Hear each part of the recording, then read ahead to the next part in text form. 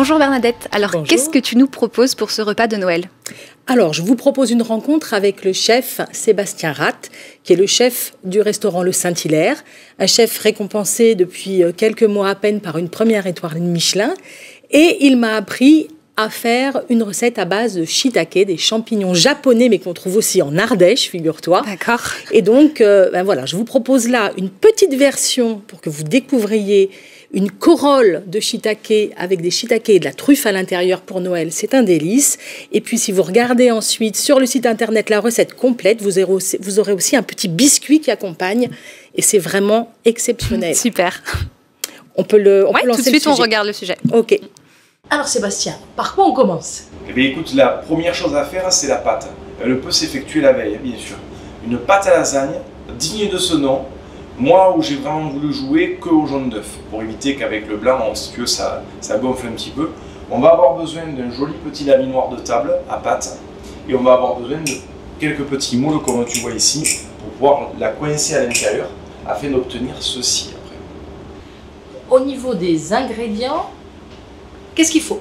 Alors très simple, de la farine, du jaune d'œuf, de l'eau et un peu de sel. Vraiment pas compliqué. Du coup là on va incorporer tous les éléments liquides dans la farine, c'est-à-dire le jaune d'œuf et l'eau. On y va. On va faire une belle pâte de ça. Elle va être un peu sèche au départ, c'est normal. Puis à force de la pétrir, on va en faire une jolie pâte bien agglomérée. En fait, c'est pas très difficile la pâte à lasagne. Moi, je croyais que c'était super dur. Non, non, c'est vraiment pas compliqué.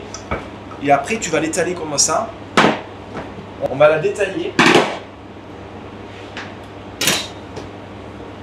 Voilà, donc là, la base, elle est faite. La pâte est bien homogène. On va la laisser comme toute pâte un petit quart d'heure de repos. Et après, on va la baisser avec le laminoir de table. Il faudra qu'on fasse quelque chose de très fin.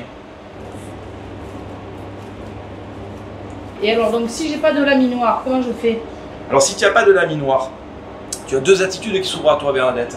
Soit la version où tu vas chez ton marchand de pâtes fraîches, soit sinon, tu peux très bien le faire à la version feuille de brique, à la version pâte à filo.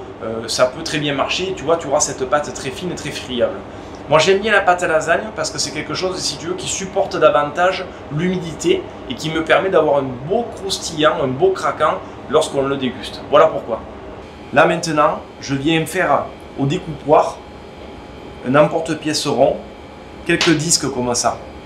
Je vais donc le placer à l'intérieur de mon petit moule, délicatement, et je vais l'emprisonner, le cuire, en le refermant sur lui-même avec son petit moule numéro 2. Clac ici dessus.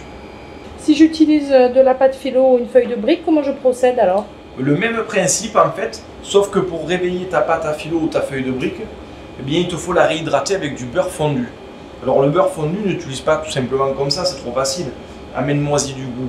Casse-moi une gousse d'ail, tu l'écrases un peu, mets-moi une branche de thym dedans et fais en sorte que ton beurre il sente chez nous, il sente la garrigue. Là on est parti pour la cuisson au four de notre fonte de tartelette.